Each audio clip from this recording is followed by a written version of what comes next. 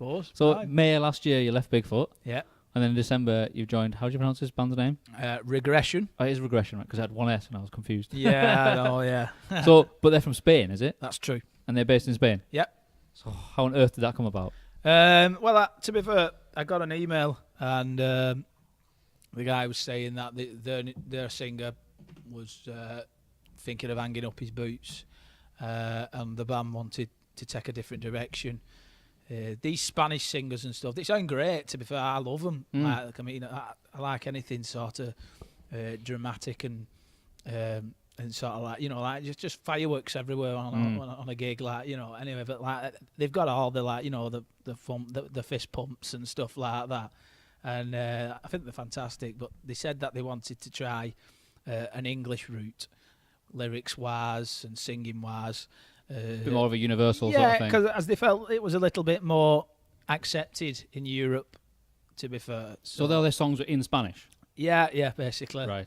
So what's the task for you? Are you gonna have you got to sing? What about those old songs? How are you gonna? Well, these old songs at this moment in time, I've already translated about 6 of them. Right. But the thing is, with the Spanish language, it's like one word can change the whole sentence. So when I translated it, obviously using Google Translate, because I'm not that clever. Yeah. I what's it called? I looked at them, and some of these lyrics were just ridiculous, like in English, like silly lyrics, like, you know. So I just said to the lads, I went, well, Bart looks at things they've not translated that well, so I'm going to try and I'm going to listen. I'm going to get your subject matter, and I'm going to rewrite it all to what I think's just about right, trying to cover. Well, you've got to sing it at the end of the day, so it's got to come out right for you, hasn't it? Well, that is also a good point as well, but. You know, like I said, I don't like ripping anyone else's song to bits. No. At the same time, you've got to make it work. At the same time, yeah. You're not Spanish at the end of the day. If it were going to work, you know, that's what we have at meet halfway, sort of thing. So they all agreed and everything went ahead. I'm just in the middle of writing some new songs with them now. Ah, right, yeah. Skype songwriting sessions. Yeah. Well, Skype and all. I mean, to be fair, I'm just recording videos. He sends me something, a riff, and says, "I've got this idea and that idea," and I then listen to it and I think, right, where's his verse? Where's this? Where's that? Of what he's thinking. So then I will usually do a recorded video of the what's it called, the actual track, playing in the background, and I'll say, I think this is your verse, this is that, this is this, and then I'll ask him then to obviously like sort of put me straight on what's what and what he's thinking, and then we work together and sort of eventually that will become a song. So right. So how much did you have to think about this before you just agreed to do it? To be honest, I didn't need to think about it, to be fair, because from what they were telling me, you know, they've got a really good agent behind them. He sounds like he works his absolute arse off, to be fair. So I didn't give it much thought, to be honest. I thought, well, you know, I think sometimes it's good to sort of be away from band members at times. You know, it's sort of like extra stuff what you don't need in the pan. You can still songwrite and stuff like that, and it keeps it nice and fresh, like when you see each other, you know, considering we're over water sort of thing. Are they the kind of band that tours a lot generally? From what I've seen, they've done a lot. They've done a lot of big festivals in front of a lot of people, from what I've seen on social media and stuff like that. But again, it all came down to this. I think every time they've sort of attempted to go out and try and do a proper tour, obviously some of these promoters have said to them, well, it's not quite something that we'd have on this gig, or we'd not have, you know. If it had been in English, hence why, they've sort of recruited myself, and we're cracking on at minute. So, you know. So have they spoke? Did you have to have an online meeting with them beforehand or something before you actually agreed to it? I had a quick chat with the manager / agent, and he explained a few things, obviously, to me. I can't say that I didn't want to sort of jump at the chance at the fact that I'll be going over to Barcelona every 2 minutes as well. I mean, Yeah. I think anybody would be daft at not. Yeah. They're only 10 minutes away from the beach, which is it's a bonus. You know That was what the- I mean? right, I'm in. Beach. Tony, if you're listening to this, you know what I mean. But no, like I said, he talked to me and explained a few things to me, what they had in the pipeline sort of thing, working on anyway. They have a lot of meetings over there, obviously without myself for Yeah. you know the obvious reasons. But you know, after that, I started speaking to Tony, which is the guitar player who I'm writing the songs with, and you know, like I said, we started chatting. We got along like an house on fire straight away. You know, so I can't knock it really. It's pretty ideal sort of situation from what I'm in right now with my personal life as well, that sort of thing. So, you know, it's taking all the good bits and leaving out all the shit, I think, Yeah. to be fair.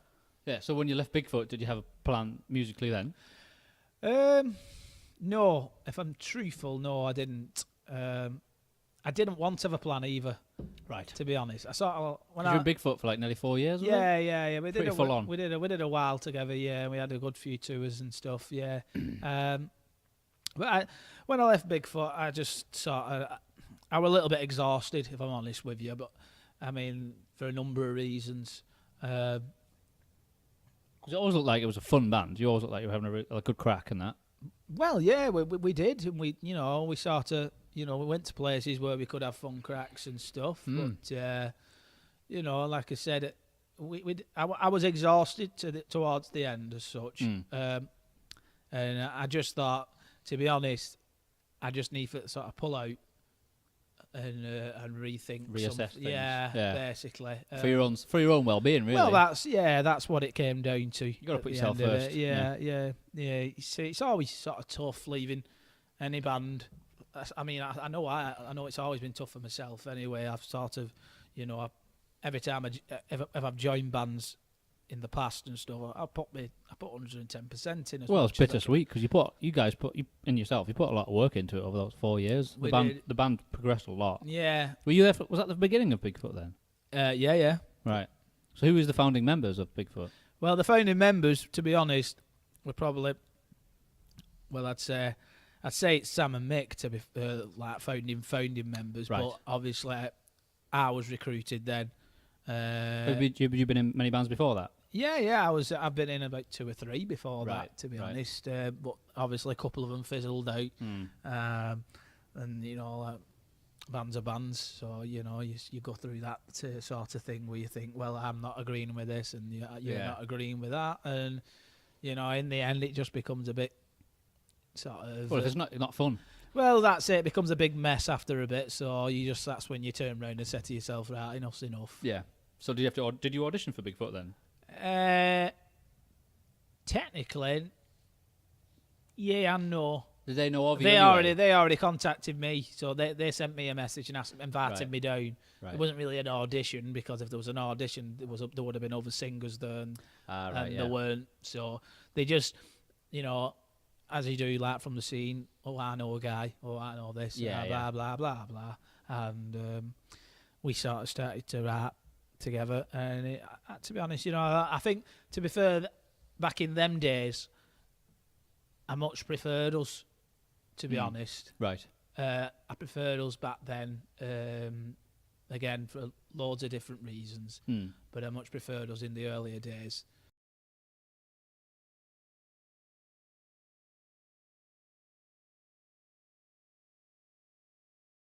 I mean, you can't really. I don't know. You can't copyright the title of a song. You can't. You Not have these two songs days. that are called the same, but Not they're really. completely These different. Yeah, that's it.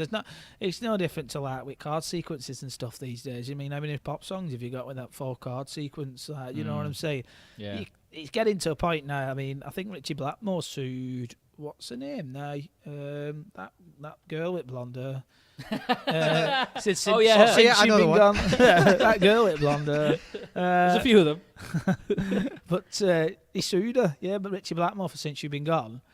And Since you've been gone. obviously that. was, Since you've been gone. And then there's that. And then she did the Since you've been gone. Not Ashley Simpson. Was it Ashley Simpson? No. I can't remember her name now. Oh, that's gonna bug me. Bloody Kelly name. Clarkson. Kelly That were it. Clarkson, was I it? think Yeah. it were her. Yeah, Yeah, yeah, I think it were her. I didn't want to say in case I was very wrong. Well, yeah, but Or, apparently. or a little bit too knowledgeable on them subject. Hey, I had to think hard. It didn't just come to me. I didn't already know it. I swear. I was just waiting. All right, we're safe here, pal. We're safe, lad. No, But but yeah, there's been a lot of apparently that. he what's he called? He sued her. Apparently, but he lost because like They could probably I prove think the it, judge could they? sort of just went like, no chance. Like. There's been a lot of that recently. People suing people. Like, isn't the Rolling Stones got a lot of stuff that's been? Oh yeah, It turns out. they sued the Verve, didn't they, for nicking that? But That was right though. It That was right though, bang on because they sampled that. balance. But I can't believe they would, because that was quite a big part that they sampled, and they didn't get permission. mental. They didn't get the right permission. I know, it's mental. I was Unless they just like, really thought this is a what? shit song. It's not going to do very well, so no one's going to notice. What are you saying about Fucking So Wiggers? every time you see it on the TV or hear it on the radio, they're not getting a penny for it. I know. It's all going to Rolling Rolling Stones. Stones. And I welded that song thing. Gutted, lad. I think they had to get it backdated as well, because obviously Yeah, it it was would after have the been. song came out when it That's was it. number one and everything. They have to. That's crazy.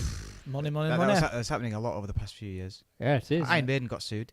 Did they? Yeah, and they paid out. But that was more for lyrics, I think, rather than Oh, I didn't know chord that. progression. I Yeah, didn't no. know that. Hallowed be thy name. Get out. Yeah, have you not read that? No, That was a big Nah. story last year. I didn't know that. Iron Maiden got sued for stealing the lyrics from somebody else's song. Wow.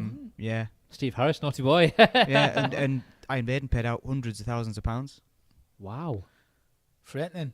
At least because they can. It's I got- can't remember the name of the artist Yeah. or the name of the lawyer who was putting it forward, but because other bands started doing it, they're like, "Oh, this is a thing. Well, hey, maybe we should try this." It's becoming a trend, man. Against the biggest band in the world. Who were just going to go, well, if you want some money, here's some money, fuck off. Let's Well, clean It them was out, sort of, lads. you know, they took it seriously, and in the end, they were just like, "We'll just have to pay." Yeah, what can we do? It's our reputation. Okay, we've got the money. They Let's can, just do can't it. they? Yeah, let's do it. They fly Silly in on money. bloody jets and everything, I don't they? know. So, Bands like that, few and far between these days, aren't they? That kind of money, that top end. you know what I mean, yeah. I think. There's not so many though. They're all dying off, aren't they? To Well, be fair. once those are gone, That's it. can you see any? Where's the next step down from that? From like Metallica or Iron Maiden or This is AC/DC? it. I mean, Avenged and people like that are sort of coming. They've got to that level, haven't they? They've got a few more years left in them, I suppose. Someone was raving about Killswitch Engage. Someone who reckons Yeah. they've got like serious potential to like. I don't think so. No, I'm not a fan either, but you know, I at least want certain bands and certain genres to be able to do it. Of course, For the course good you of the do, yeah. industry. The thing is, that's what I mean. I mean, I'm not like. It'd be nice to see a few more sort of like bands with the sound that, like say, I've gone for and stuff. A bit like more that. melodic. Yeah, Yeah. I think Yeah. it needs a bit more. I mean, I love the band Heat. I think that ace that Yeah. band. I've watched them live, and the everything about the song is just so catchy. You know what I mean? Yeah. But I mean, I know they're doing really well for themselves. But like, I know what you mean. It's a little bit nerve-wracking thinking like, you know, some of these bands that are getting these headline spots are going to be, you know, dying off soon. To be fair, and it's like, and there is a little bit of uncertainty in the air about who's going to take that sort of top spot. Will the next step down be able to fill stadiums? This is Will it. you have stadium tours anymore, The thing or will is, it be though, just arenas? well, that's it. But it's like, how you don't know whether or not they'll buy into them, because some people crave live music, don't they? You know, when someone eventually steps down, it can, you know, we don't know. They might just turn around and say, "Oh, sorry, I'll go over there." You But I suppose the know. people who are have the main responsible roles for that are the big festivals. Because if they put one on someone as a headliner, then I guess they're a headliner. You just got to accept it. I Yeah, suppose. that's it. Yeah, Someone's I suppose. gonna eventually. Someone's gonna have to make that decision. Well, and say, there is a- we there can't have Aerosmith anymore. Nah, we I can't have know what you Metallica mean. anymore. Let's just give these guys a chance. Yeah, yeah. Or like Alter Bridge. Yeah, that's it. Alter Bridge, I think, are coming up to that level, aren't they? With Foo 80 Days? Fighters. They've still got a lot of years left in them. Yeah, they have. To be fair, this is it. But like I said, it's one of them as well. And I think there is a bit of, again, like sort of method in madness there when it comes to being an headline band. Sometimes, you know, I don't think all the time, but sometimes if you put yourself out as an headline band, you just get recognised as an headline band. It's perception, isn't it? Yeah, and someone sees that, the headliners, Yeah. and then people talk, and you know, and then one thing leads to another and stuff like I think that. that even works down. I've seen, at our level. I know that theory, you know, and to be fair, I've seen it work as well, but I don't think it always works as such. Well, like, the band's got to be able to back it up, though. Yeah, I think it's all like that's what it is. It's about, it is all down to that band, isn't it? You know, I've seen bands that are headliners, and I thought, why are you an headliner? Because there's a band. Have you heard a band called Monument? Not Monuments. Monument. I think they're down. Oh, Monument. Yeah, I know that band. Yeah. They've got Dan Beatty. He used to be an Absolver. I think he's left them now. Yeah. But he was in there. They've toured all over Europe. But I remember their singer Peter Ellis. He actually does the belts He for does WWE. something. I think I've got him on Facebook. Yeah. We never actually talked to each other, but they you know. a few years ago, like 4 or 5 years ago, they did exactly that. But they can't back it up though. I remember they must have saved some money and they spent it on like they had a half-page feature in Kerrang or Metal Hammer or something like that, and it was one of their shots from a festival. Obviously, it was full. It looked amazing. And they had an album coming out and had awesome artwork. And it that's the kind of thing when people see that and they go, oh. That just changes their perception of the band just by looking at that. Yeah. And from then on, it worked. You know what I mean? Yeah. But they've been able to back it up because they were great. They were great Yeah, band. You know they're what a I mean? good band. That's but it. it is a lot of it is perception. Trying to, cause you've got to tell people just believe whatever they get shown. They do. They oh, do. These quite guys a lot. must be doing really well because I've seen it in a magazine or I've seen them on TV. Do you know what I mean? This is the frightful truth as well. You know, there might be people listening to this and going, "What? No, I don't do that at all." But sorry, but it's true. There's some hard truths, but like when you first discovered like on those big gigs with the Marshall stacks, half of them are just empty. It's like one of them has got an amp in it that's plugged in. The rest of them are just Little for show. flexi at bottom. Do you know Angus Young used to do that apparently? Yeah, apparently, it's a good put all act. them stacks up and then he had a little amp at backstage sort of playing through. I mean, I don't know for sure, but you know, I can that's believe true. it. That's all you need. He had one good amp. He's got a good guitar and he's got a great sound. He's a great player, Yeah. and that just gets fed into the whole system. Yeah. That's all you need. Yeah. But I that's it. suppose what would be the alternative if you just had the little amp without that? It's a bit like, what's going on here? If you brought my first combo amp on Yeah. stage to bring his headline down. I think that's what he should do. Plugs it in like that. Hold on a minute. Right at end of gig, or Paro and stuff brings it up and shows it the crowd. This is what I play through. He's there kicking it. Stroking it after that. You're my Starts baby. smoking. But yeah, a lot of it is perception. But it's the same with most things, isn't it? Mainstream media is all perception. Well, that's it. I mean, I don't want these. Obviously, when I was saying that bit, I was thinking about it earlier on. Came out a bit negative. I'm not a negative person. I want the best for the industry. You're definitely not a negative person. I can vouch for him. I just want the best for the industry. And when I say things like, I'm not like I said, you know, it's just an opinion. You know, and when I see these bands sometimes who are claiming that they're headliners, and I see them and I go, but. You can't back this up, really. To be fair, you know, Sometimes it's a just case of again, they've it's one got of them, money. It's one of them hard truths, you know what I mean? Like cruel to be kind, a bit almost, you know what I mean? But like I said, it's just an opinion on what I've seen before it passed and stuff, which everyone usually does. To be fair.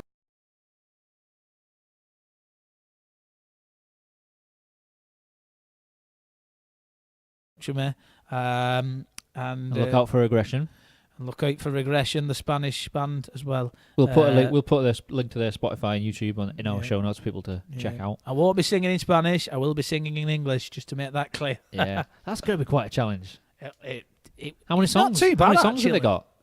They've got a few, but it weren't too bad. I just picked out the ones that I thought, yeah, that works. They've got this one called Déjame Sonar, and with their language, it worked really well. What does it mean? It means come with me.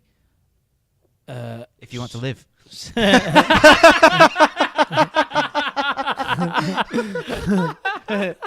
good one. Come with me if you want to live. Sorry. Get to the chopper. Get to the chopper. Benny! Dylan! See you at the party, Richter. Who is your daddy and what does he do? And these are your lunches. Stop eating them! Stop your whining. Anyway.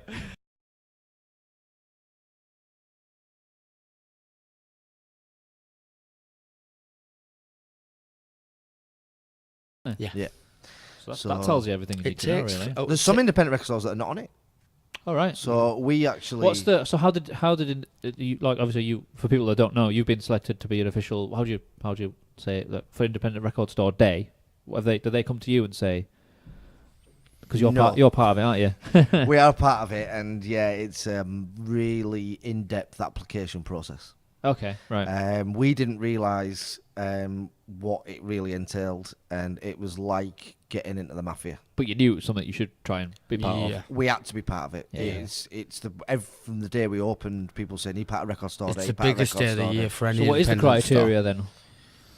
So I'm interested. you apply, yeah. So you fill out the application form. We Yeah. fill out the application form. There's a £60 administration fee to be part of it to be on sort of like their publicity stuff and whatnot. Yeah.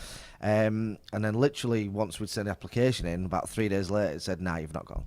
Oh. So I was like, It takes "Oh, over right." 3 years for a store, on average, to get accepted Accepted, for Record Store So Day. Wow. I did a bit of research and I literally found a phone number for somebody that worked there. Right. Um, That is old school as well, isn't it? yeah, proper investigative. Yellow pages. That is good. Yeah. So we knew somebody that knew somebody that knew somebody that knew So somebody just, else. just on the fact that you Facebook. like ring someone, talk to them these days. Yeah, that is yeah. old school. Yeah. So it was literally like a Facebook trail. I found this person who worked at the Record Store there, so I was like, right. So I just rang a mobile number. There's a girl called Robin, Right. and I was like, "Oh, hi, Robin. You don't know me, but we own an independent record store in Barrow-in-Furness, and we've not been accepted. Just wondering if you could tell me why." Yeah. Like, what, they think that would be standard to let you know why. Yeah. And she went, "All right, let me get." She goes, "How'd you get my number?" And I went, I'm very good. You Well- underestimate the sneakiness. I could have said that, and she could have got creeped out. Yeah. So what? I thought I'd be clever and say, "Oh, we both know Jeff." And she went, "All right, yeah, no worries." But you I'll just pick a get random name. Total random. So he stood there and he's going, "Who's Jeff?" And I went, "I don't fucking know." And she's like, "Right, all right, I'll have a look at your application. I'll get back to you." So she got back to You could have said Steve, and she Yeah. got. I don't know, fucking Steve. everyone knows a Jeff. That's brilliant. Everyone knows a Jeff. Oh, Dave. Oh, Dave, yeah, oh, Dave, yeah. So she come back to us, sent us an email saying, "Oh, this is the reason why you're brand new. There's around about 25 different distributors and suppliers that supply the records, Right. and you don't have enough accounts with these people to Okay. get the records in." So the cut-off for Record Store Day applications was the 31st of January. Right. So we'd spoke about where we're going to get these new records from anyway, because we need to get more distributors. We had 2 to start off with, but they were more sort of like your mainstream. They weren't sort of like the independents. Yeah.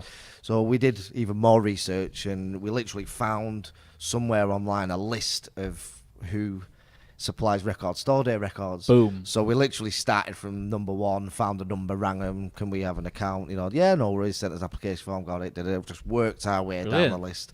So about So that helped you anyway, didn't it? In what you wanted to do going forward. yeah. So about a week beforehand, I literally just kept ringing. I was going, "Hi, Robin," from different numbers, because It's Dave. yeah. It's like It's Jeff. Yeah. Hello. Because I'd use my other number, and she just red button me. So because I own mobile phone shops, I'm like, "Give me a SIM card."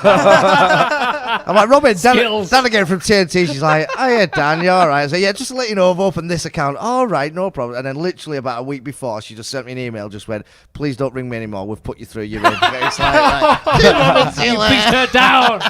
That is brilliant. So- Yeah. That is awesome. So yeah, that's pretty much how we got on. There's a gentleman that rang me. He'll probably watch this as well, because he says he watches this. So forgive me, I forgot your name. He owns a distributing company. He does about 3 different labels. Yeah. And he writes books and does podcasts and things like that on the vinyl revolution and all that sort Yeah. of stuff. He writes for Mojo magazine, and he's part of the ERA, which is sort of like the vinyl music body Right. of people. Yeah. And he literally just sent us an email, didn't he? Because we came on a list, so they must get the list of who's participating. And Yeah. he sent us an email saying, "Hi, I'm Graham, I think he was called. Correct. You need an account with us to order. Could you give me a ring? I'm interested in how you got on." He just wanted to speak to us. Yeah. And he was literally on the phone for about an hour and a half, and his first comment was just, "How did you get on Record Store Day?" So I told him the exact same story, and he Right. just went, "That's amazing." He was like, people, honestly, shops open and spend thousands and thousands of pounds on building a brand and building the clientele, and for you've got to be established for at least 3 years before you get any record store day stock. Yeah. What you've done in literally 4 weeks Yeah. is amazing.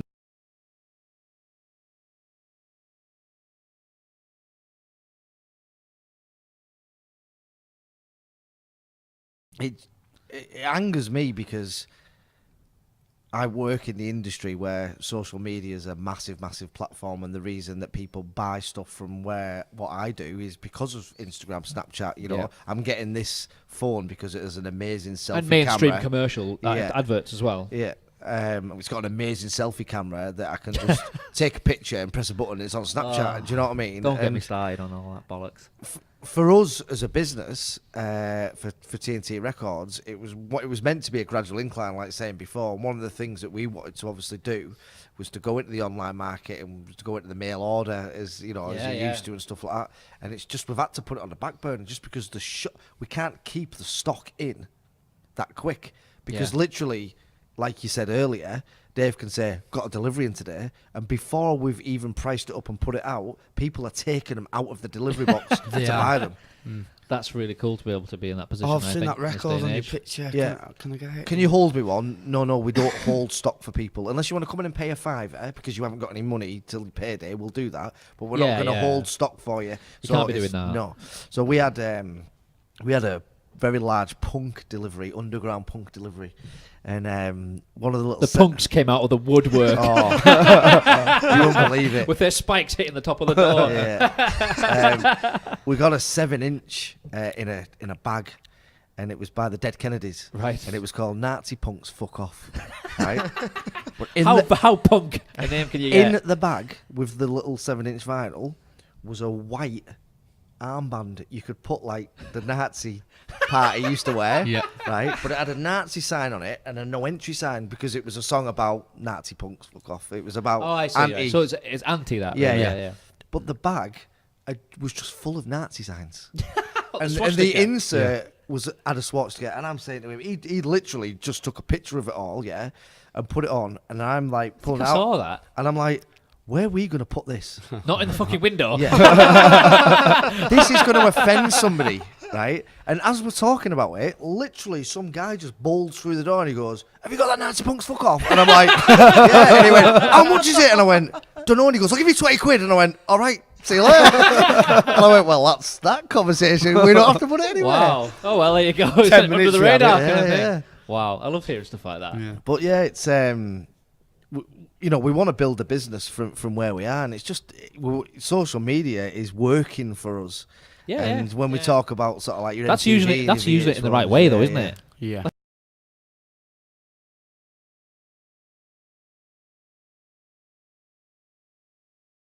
Not, but you know, we had to get to a point where, as much as the dream of becoming a Dave Grohl or a Kurt Cobain or a Chris Cornell, you know what I I mean? think it's a different dream these days than it used to be. Definitely, yeah. There's Just to have like a taste of the big times, you Yeah. know, sort of like when we went on tour across Europe, you know, we toured with a band called Fozzy. I don't know if you're Yeah. Yeah, so 'Cause so we were Jericho. playing in front of like a few thousand a night, Yeah. you know, just How did for, that come about? it was honestly, we were just booked to play a couple of shows in the UK, and we did them both, and they noticed how we worked, how we were good lads, you know, just that north, Professional. yeah, just professional. our yeah. booking agent got us on like I think they had 15 dates in the UK and 10 in Europe with a couple of days break. And What in year was between. this? 2011. 2011, yeah. That's when they were really just starting to come into their own. Then, Mm. probably. Yeah, the album that released at that point, he'd just come out of wrestling. Yeah. I think he'd done That his was- that- back in yeah, yeah, about I a year remember that. previous. So they did an album, him and Rich Rich Ward, the guitarist. I think that was when they made the decision to go properly full on with it. Yeah. He'd kind of been flicking back and forth. Yeah. So we got on first. We didn't play the first date that they came to the UK. We played the second and the third, and then we had a couple of days off, and then we were playing another couple in the UK. I think there's about 5 in We total. were only booked for like a handful. Yeah. Yeah, and it was mainly there was different booking agents booking this last slot. So there was Right. Fozzy, Jet Black, and then a support band, either Yeah. whatnot. So we got on, and then after the first show, something had happened with one of the support bands, and they just dickheads and broke the shower. and They Chris. broke the shower. They're off the tour. Well, Chris is like he's quite energetic on stage, Yeah. and he's He jumps muscly guy, about. and he sweats He like does. a bitch. Yeah, Like yeah. he's like he comes off absolutely drenched, and they were on a tour bus, and we were just in a van and a car, and we were just staying in a hotel to go to the next gig and then going home. Yeah. And he just said the tour, their tour manager just said, "Oh, are you staying in a hotel?" I was like, "Yeah." He says, "Where is it?" I says, "Oh, it's just down the road." He says, "Oh, would you mind if Chris had a shower? Because they've brought the shower." And I went, no, if they want. And we had 2 rooms, didn't we? So I was like, well, I'll drive him down if you want, because we're only down the road. So and driving he was towards like, the yeah, travel lodge on the back seat, like yeah. Jericho, my brother. Like, surely So, that's when you needed that selfie phone. Yeah. Coming handy then. so I'm just like, I'm in the car. It's like he jumps in after like the last song because it's their gigs are full of rock fans. Then Wrestling real dead fans. hard Yeah. wrestling Yeah. fans, Yeah. and he was more about the music Yeah, because he he was always has doing it been, at the I think, time. yeah. So he jumped in the car and we're going off, and I'm like, "All right, how's it going?" He's like, "Yeah, cool." So he's literally goes in the shower. I'm just like sat there, put the telly on and that, and this, that, and the other. And he's obviously used to walking around locker rooms naked Yeah, and yeah, stuff yeah. like that. Just walks out, no towel on. I'm like, "Hey, dude, he's the UK kid." Took him back and then played the second show. Cardiff, was it? Southampton. Southampton. And just had a dead good laugh with him. Yeah. It's like, Yeah. you know what I mean? And then when we went home for a couple of days off and they carried on the tour, they just phoned our booking agent and said they want us on the rest of the tour, including Europe, and they can jump on the bus if they want for Europe if That's they haven't cool. got transport. Yeah. And Yeah. we like them, and all we ask is they just give us a bit, they help the just umping their own gear and stuff, you know. Load we in, don't like load that. out. Yeah. And it was just like, yeah, cool. So we just got off work and jumped on and had an amazing experience. What like, was so. sort of the venues you were playing in the UK? What sort, size wise? Or anyone that we would have heard of? Oh yeah, definitely. Yeah, Like we the were playing, O2 Academy types? venues, sort of or- size venues, yeah. Wolverhampton, Civic Hall or something. Oh, yeah. Fibbers, York. Fibbers Fibbers, in yeah. York, yeah. White Rabbit in Plymouth, is it? Right. Yeah. I think we did Glasgow as well. ABC? University in Cardiff. Yeah, ABC I'm not ABC too Glasgow? sure the one in Glasgow. I'm not too sure. The Cardiff Uni one because we met Steve-O from Jackass that night because he was doing like a comedy stand-up night. Oh, yeah, he just started his in the other- stand-up then. Yeah. but he knew Chris Jericho, so Of course. So Why would he so not? Top mates. so Oh, Chris, you're in town. Nice one. let's hook up, man. So we all, we met Steve from Jackass. He didn't know how to use his chip and pin cards. It's new to him, all this European It's stuff. new to him all this life. Honestly, mate. So he texts me to the cash point. He's like, "Yeah, 742 now." I'm like, "No, you don't shout out your pin number, mate." He had really good teeth as well. I must admit. Yeah, That was yeah. one of the first thing he did after Honestly, that mate, Jackass has got his teeth fixed. I had to compliment it, like, and then half an hour later, we were talking like Bullet for My Valentine, who literally watched our sound check and was like, "Yeah, man, I love that Pull Out Your Knife song," and like the bass player was there, and he was like about 3 foot high, and I was like, "That's why the bass looks massive on stage to you." But it was just brilliant. like say, Matt, just to have a bit of a taste of the big time was absolutely So awesome. was it any different when you went to Europe, different size venues? Because obviously Yes. popularity can vary. Like Yes. a lot of bands do 5 to 8 UK shows and they go in Europe and do like 30. Yeah. And there's a reason for that. Cause Yeah, well, we played Yeah. in Denmark, to probably the biggest venue that we played at, and there was probably only about 50 people there. Whereas we played in Berlin to a smaller venue, and there was about 1,500 people crammed into this Yeah, like yeah. underground place. It was a little bit weird. We were just it's very territorial where yeah. certain bands click or where they catch on, where they don't. Yeah. Yeah, And our first gig in Europe was Cologne, Right. and it was a dead sort of like underground. Looked a little bit like the Beatles' place in Liverpool, Cavern. the Oh, Cavern. Cavern. Yeah. Very much sort of like that, and we were first on, and we cracked up, and they were just sort of like looking at us like this, and I'm thinking, I've never been to Germany before. Is this all this war stuff still hanging about? Do they not like the English? You know what I mean? I didn't really know what to do, and we just cracked into a song, and they just kind of like you know, weren't really sort of like interested. And then as soon as they sort of like introduced us and they found out we were English, they just went mental. They did. Yeah. But all our merch, CDs, T-shirts. Yeah, we found that as well. And Like, it was just they're like fascinated with English. English. Absolutely. And it was like, and then afterwards they were like, oh, we love English bands. And I was like, oh, do you feel guilty? Is it like because you like us? And it was like, you know what I mean? It was just, from then on, we would, like an unknown band, we were going to the next show, which was in Holland. Yeah. And like 100 to 200 people from Cologne had gone to Holland and were like wanting to like grab us from outside. And, you know, and it was like, what the fuck's going on here? Like, do you know what I mean? And then it was just, and then it ended up in Berlin was the second to last one. Paul DeLeo, the bass player for Fozzy, is Nina's. Do you know 99 and Red Balloons? Oh, yeah. She's like massive, Oh, like yeah, across yeah. it. And I mean, like, she's like stadium. Yeah. And it was Paul's birthday, and she came to Berlin, and they were all cornered off in this thing. So like we'd come out after having a shower and whatnot, and it's like, oh, Paul's having a birthday bash at the back of this place, and it's like, all right, cool. So like we're going out, and there's all these like screaming fans and that, and all like and shouting stuff, and I'm going, yeah, bruv. We're in this, yeah, you know. Like, we're all after us and that. And I'm thinking, yeah, all right, I'll go. Yeah. And then we realised it was for Nina, not for us like that. So, but yeah, it was Paul DeLeo, left-handed bass player, Yeah. plays him upside down. Yeah, Yeah. Awesome. Yeah, Europe's a totally different kettle of fish, isn't it? Totally. Like, Yeah. one time when we played in Holland was with Absolver, and it was probably like 200 people there, but I've heard of that band.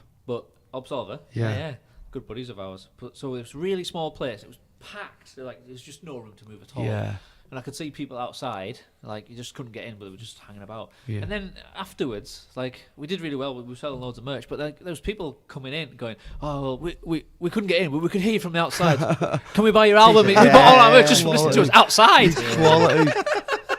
It was like a lot of people as well. Nice. we struggled to have a big fan base where we were from. Yeah. Well, yeah, So- that's yeah. We could go to Glasgow. We could go and do 5 dates in Scotland, and we were like, we'd built up sort of like a following around that sort of like area, and we were playing like a place that held 100 people, and then next minute we're playing like the Academy. Do you know what I mean? Yeah. Well, no, I don't mean the next minute. I mean after sort of like 5 or 6 gigs. Yeah. Whereas we'd go back home to Barrow, and we were like struggling to sort of like get 25 people I know, in of I our know. friends. It We was found absolutely, the same. absolutely Unless mental. you've gone round about 5 or 6 times, you Yeah. get near that. But Yeah. over there, depends who you're playing with or where Yeah. you're playing. Yeah. It's just, I think I've said it before. It's like a different mentality. It's a bit over there. It's a bit more like it used to be here. Yeah. Where people like to go out on a Friday night. Yeah. Not necessarily. That's what see, I said. Not yeah. necessarily see the biggest bands in the biggest venues. They just like to go and see live music. They're, Yeah. not, they're not that bothered. And if it's from England, brilliant. Yeah. They love you before you It's strike still, up. yeah, it's still part of their routine to go to their smaller venues and just